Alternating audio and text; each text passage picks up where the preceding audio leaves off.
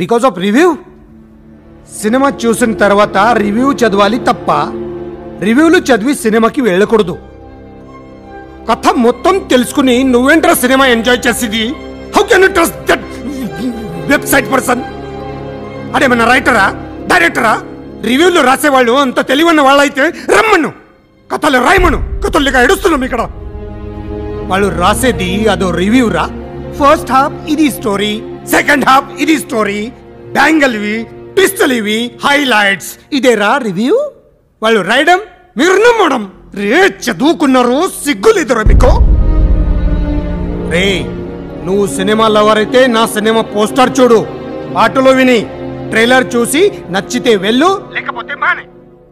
మీ వల్ల కొన్ని కోట్ల రూపాయల బిజినెస్ దెబ్బతింటుంది. ఈ రివ్యూలు రాసేవాళ్ళు ఓవర్సీస్ బిజినెస్ చేస్తారు తెలుసా?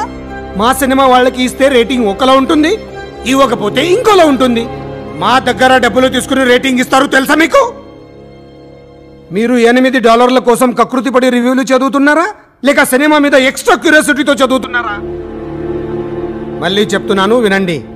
మా సినిమా పోస్టర్ చూడండి, పాటలు వినండి, ట్రైలర్ చూడండి, నచ్చితే వెళ్ళండి, లేకపోతే ఫోన్ పెట్టరా ఫోన్.